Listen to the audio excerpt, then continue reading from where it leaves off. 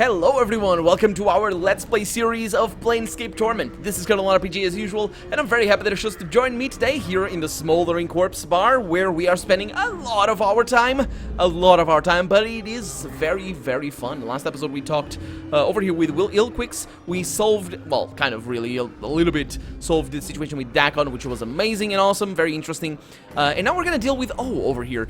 It's interesting because last episode I mentioned, well, actually, not last episode, a few episodes ago, was talking, I believe it was with Drusilla. She mentioned O, and I said, there was a guy like this in Tides of Numenera.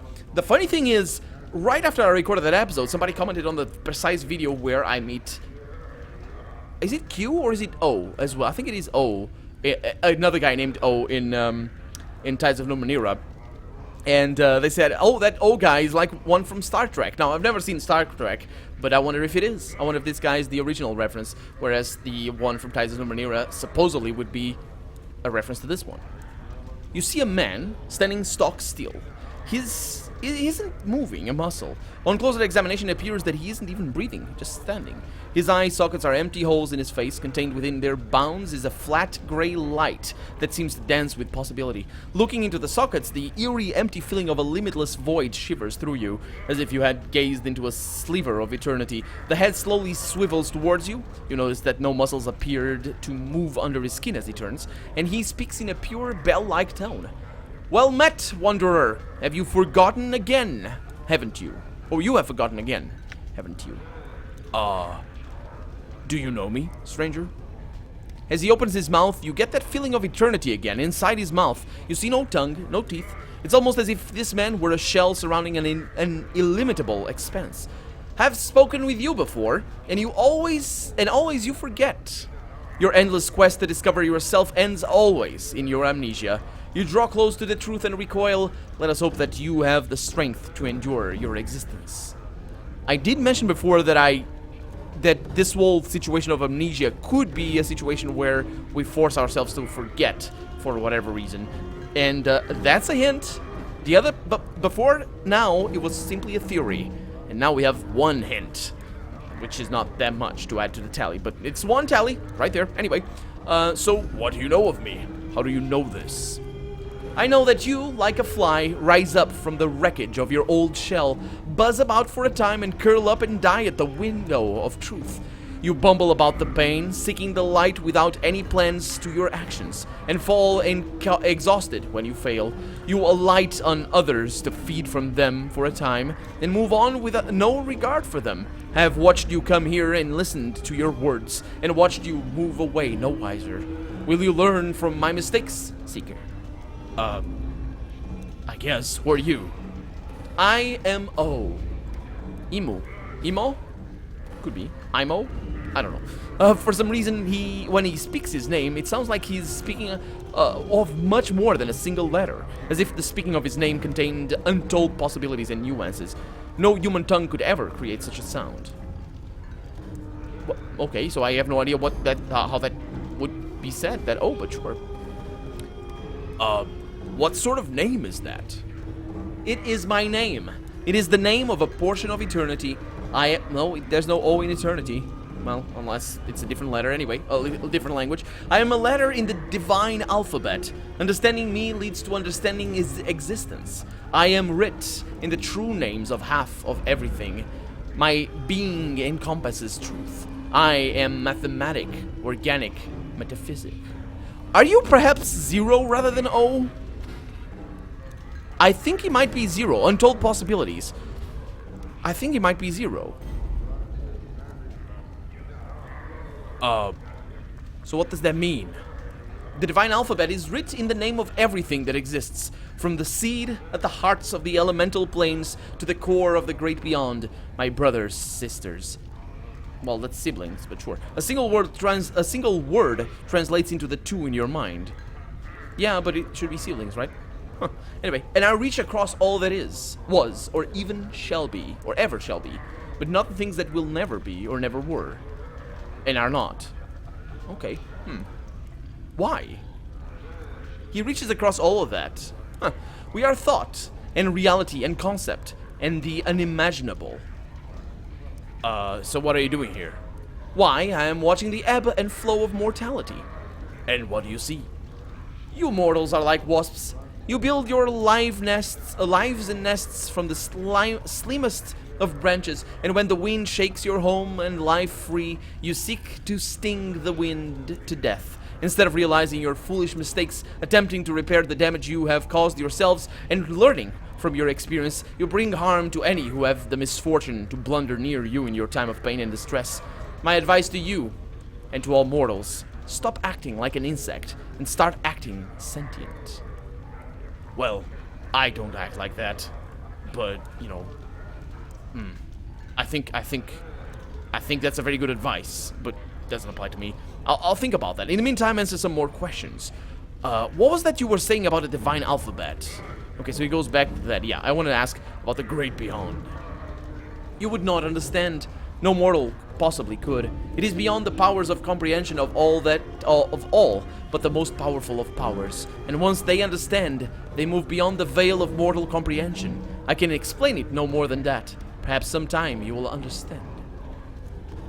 So what are you doing here? Okay, so he's watching. Okay, good. So I can ask again about that, because I think there's another line. Then that means you know all the secrets of existence, doesn't it?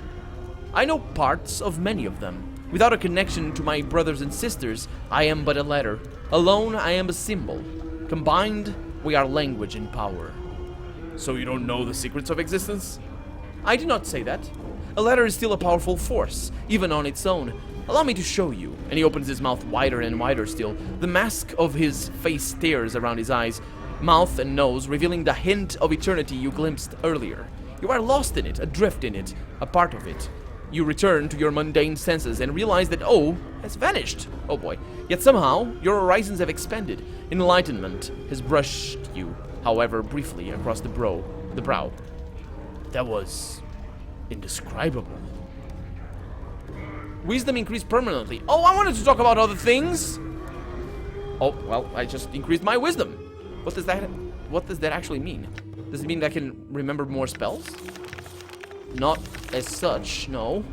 Okay, well, we have a couple of these merciless killers over here, and we didn't mess with them. Oh, wait a minute. H? Oh, that's great. I would like... Oh, this is great. Up there? Up there is good. Yeah, this is great. Okay, so I can... Let's talk to these guys. You see a lad who... A lad? Sure. A lad who barely looks a day over 18. His face seems to betray some tension. Help you, Cutter? Who are you? I'm Caleb. I'm a mercy killer. I'm here with Darner and Sidon to, catch my first criminal.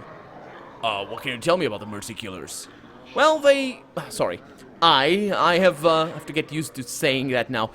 I believe that justice is the most important thing in existence. I believe that without justice, there is no meaning. And without meaning, we might as well just go off and kill ourselves. Well, not really. But if you believe that, that's fine. But not really. I don't want to kill myself, he says, so I decided justice is the meaning. Instead of addressing the problem here? Sure. I mean, there's nothing wrong with justice. Just go ahead. Yeah. If you want to know more, you ought to ask one of these other two, or find one of our recruiters. They'll talk your ear off. Okay. I might go do that. Answer some questions for me first, will you? What do you want to know? I'm looking for a journal. Have you happened to see one recently? A journal? No, sorry. I'm still new here, so I'm not all that connected yet. If I see one, I'll let you know. And he looks around the bar. What are you doing? Well, seeing as I'm a new merciless, not merciless, sorry, I actually read that as merciless, but it's not, it's the mercy killer. I'm supposed to bring, oh, wait a minute, they kill Mercy, or they kill because of Mercy, or with Mercy? Anyway, I'm supposed to bring a criminal to justice to show I can handle the field work. I decided I wanted to catch a killer, so we asked around and got told he was going to be here. Still haven't seen him, though. I'm a little nervous, to tell the truth. If you'll excuse me, I really ought to get looking at the faces here again. And he cranes his neck and looks around the bar. Okay, just a few moments, please. Has your killer shown up yet? No, not yet. But Tarna says that this is where the criminal's supposed to come eventually, so now we play the waiting game. Okay. Who are your friends here? Oh, they're the people who were here to make sure I don't foul up this assignment. Tarner's the older one. Hilsidon's the one who's here to make sure I do the job right and to give me the support if I need it. He swallows noisily. How hope I won't. Yeah, he'll be fine, I'm sure. Can you tell me about this place? This place? That's the Smoldering Corpse. I think they named it after that guy near the entry. It's a place where criminals and lowlives hang out. Still, yeah, there are some cutters here who know what they're talking about. Some of them are, well, what do you mean? Do you mean criminals and lowlives don't know what they're talking about? Or are you just making a general broad reference to how... well, whatever. Some of them are those fiends... What? Some of them are those fiends, though, and I don't like to deal with them. Wait a minute, the fiends? Oh, you mean the, like, aliens and things? Are you not an alien? I don't know. Well, I say alien, but really, everything is alien in here. I feel like they're staring right at my soul. Yeah, I understand. So what are you doing? Well, seeing as I'm a new mercy killer, I'm supposed to bring a criminal to justice. To show I can handle the field work. Okay, does he... Yeah, okay. So that's good. Goes back to what he said before. Farewell, I guess. Okay, don't take too long. Mercy Killer Patron and Mercy Killer Patron. So I need to talk to these guys. An armored behemoth. Or, I think it's behemoth that it's pronounced. But I'll just go with that. This man certainly isn't how I hear people pronouncing it in Portugal. That's definitely not how it's pronounced. But anyway, this man is huge. He also seems to have a very keen eye. It misses nothing that transpires around him. It also seems that he has no interest in speaking to you. Hello? The man stares at you as if you were from some form of bug. He stares at you, blinking slowly. He turns his head, then dismissing you without speaking a word. Hello. You hear a subterranean rumble beginning deep in the man's chest. He lightly strokes his weapon and stares at you with renewed interest. Well, if that's the way you want it to be, farewell, I guess. I mean, at least he didn't attack me. Good. Hello. You see a grizzled, burly man in spiked armor. He eyes you coolly and slowly, up and down, evaluating you. He pauses for a time on your face, almost as if it jogs his memory somehow. He sighs then and says, "Can I help you with something, friend?" Yeah, who are you? Me? I'm Tarner. What's with the outfit?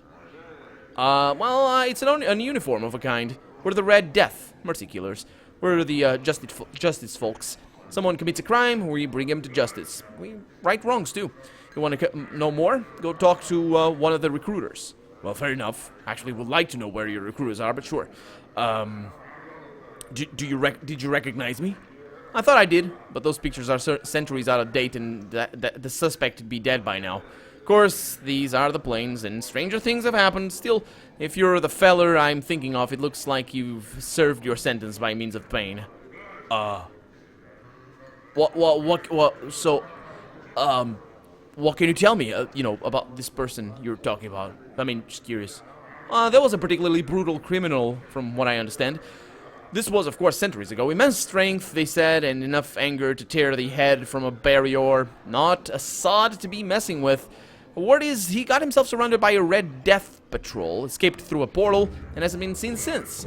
He frowns, studying you. They have pictures of him. Take away some of the scars, and he might be related to him. Probably not him, though. Yeah, sounds like a nasty fellow. Okay, so it goes back. Okay, I thought I could ask another question. So who are your friends here? They're Caleb and Ilsidon. Caleb's the new meat, a new recruit. Ilsidon's the muscle. I'm the brains. What are you doing here? Waiting for a criminal. This'll be eager Caleb's first arrest, if the Burke we're waiting for ever shows up. What? Are you some kind of police force? Is that what your armor is? A uniform? Yeah, it's a uniform of a kind. Okay, he goes back to that. Okay, so who are your friends? A recruit. Is that why you're all dressed the same? Okay, so he goes back to that again. Good stuff. So, some questions. I'm looking for a journal. Have you seen one? I see far too much on the mean streets of Sigil, friend. Unless this journal has something spectacular, chances are good I ain't seen it. Okay, very well. Tell me about this place, if you would. That's the Smoldering Corpse. Chant is this place is full of portals and such, but then, that's true of most anywhere in Sigil.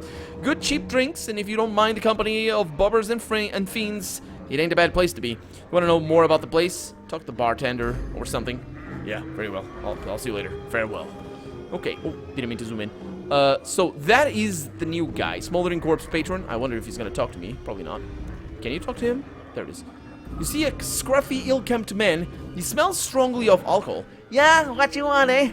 He leans in close and looks you up and down. Looks like you could use a healer. And he laughs loudly as if at his own poor humor, and the nauseating stench of liquor and poorly stewed food washes over you. Poorly chewed food? Is that a... Oh, I guess you can... What? How does that smell? What does that smell like? It's just food. It smells of food.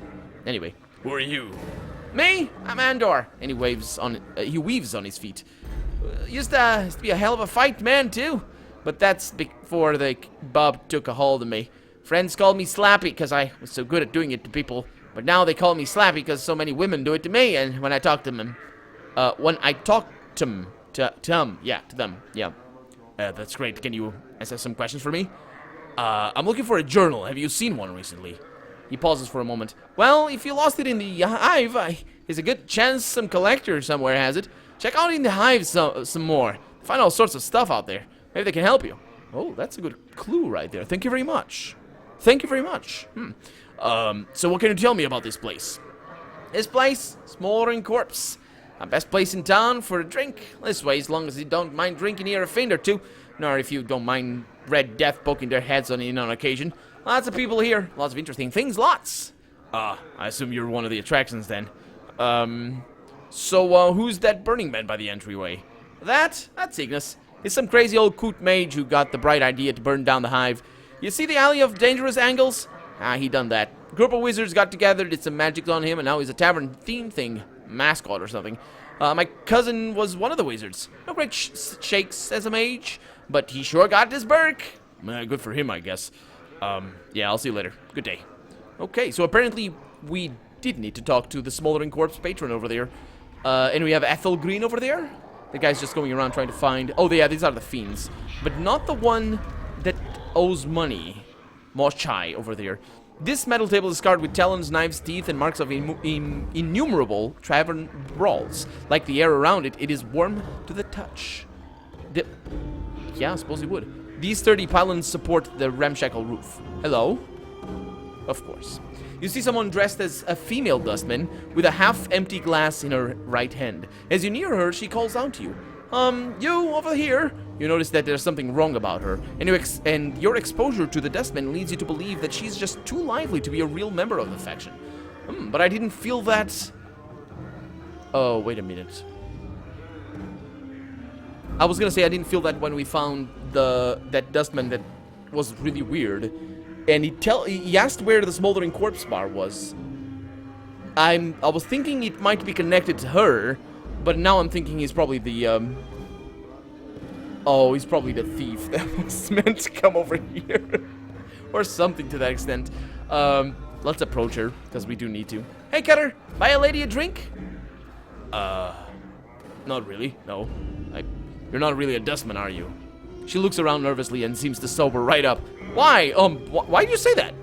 Because you don't like a Dusty, and you're not offering contracts. In fact, you're talking money instead of, you're taking money in, yeah, instead of giving it out for that corpse labor they do at the mortuary.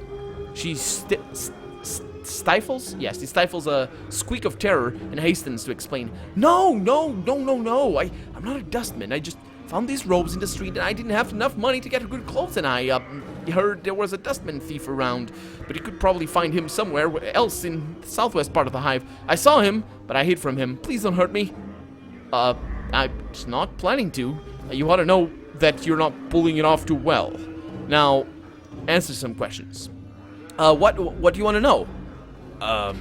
So Barkis says... Well, let's go to the voice. Barkis says it's time for you to settle your tab. Pay up. No, actually, I'm gonna say that later. Who are you? Me? I'm Ochai.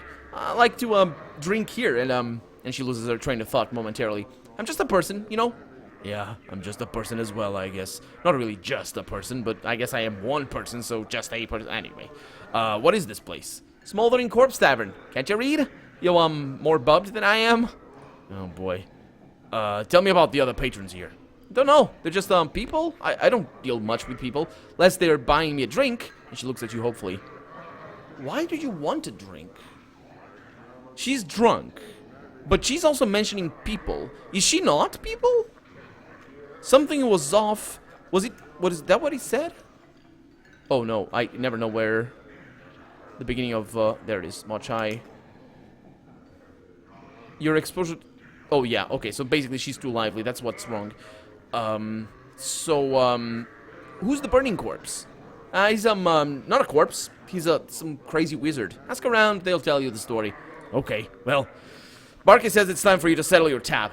Pay up. She jumps a little, and her nervous tension becomes full-fleshed anxiety. What are you going to do? Ask you to pay up? It's basically what I did. Right? I can't afford it. Can you spot me just 10%? I'll, give it to him, and he knows I'll pay the rest. Oh, you want me to pay 10% to con a man out of his money? Yeah, and you're asking for people to, okay, well, he's not selling you drinks, that's for sure. How much do you need? I think I need about 100 coins to get started on that. Oh my god! That's great. No. Oh, no. Can you think of another solution? Another way to pay? And she smiles sadly. You could always, kill me. I could, but I'd rather find another solution. And she looks at you for a moment longer, swaying where she stands, and Ben says, alright. Did you want something else? Yeah. Okay, so, okay, so basically, this is the way to, this is the way to do it. You need to ask for another solution. Now, what solution that is gonna be, I have no idea. So, we have a Smoldering Corpse patron over here. Let's have a chat with him. If it ain't my old friend Sir Scar! And he chortles under his breath, or at least makes a valiant attempt. In his inebriated condition, he has trouble doing anything quietly. What can old Slappy do for you, Scarman? Nothing. Good day. Yeah, I just wanted to see who you were, because we got a couple more people over here. This is a woman with a far-off cast to her face. She's not exactly... Why do I have a nice soundtrack now? Not that I didn't have before, but there we go. She's not exactly young, nor is she exactly old. Perhaps it's the expression of slight disbelief that's etched across her features. The expression says that she doesn't believe her senses. She sees... when she focuses on you, she speaks sharply, but not angrily. Do you need something? Who are you?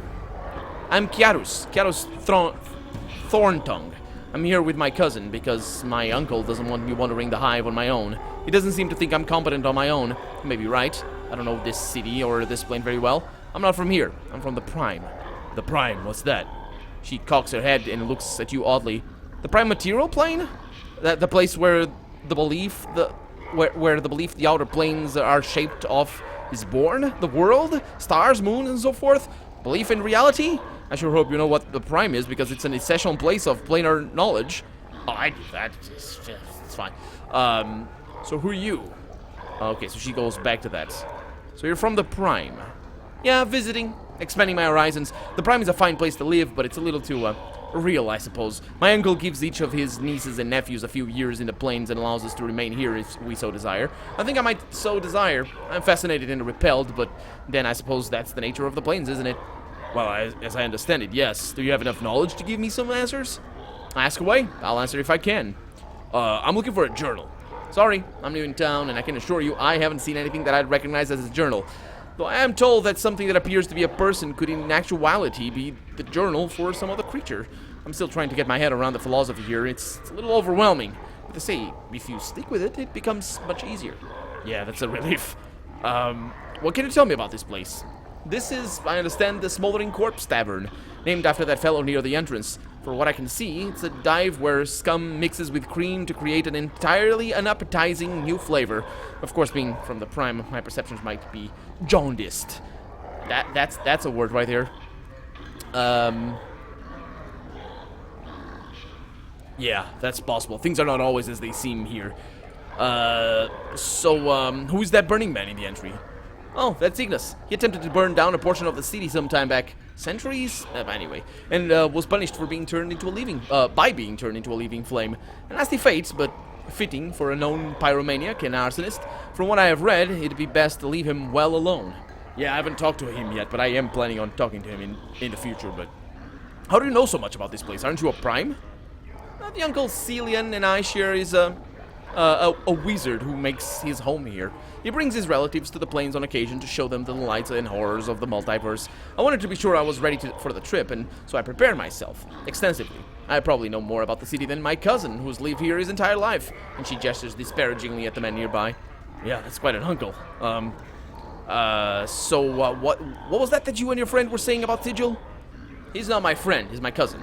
He was just telling me that this isn't the center of the multiverse, despite it being located smack in the middle of the Outlands. Despite it being the focal point of portals from all over the cosmos, there isn't a known place with more portals, despite all the quarreling the gods do over it. Despite the sheer variety and concentration of powers that accumulates here, there is no place like this in the cosmos, and he's telling me it's nothing special. Yeah, well, that's an interesting perspective. Perhaps you both have elements of truth. I doubt it. But, well, yeah, she does. When I say I doubt it, I don't, actually. She is right about all of that. She basically, all she's doing is called, no, actually, she's not asking questions. This is a logical fallacy over here. This is the argument of incredulity.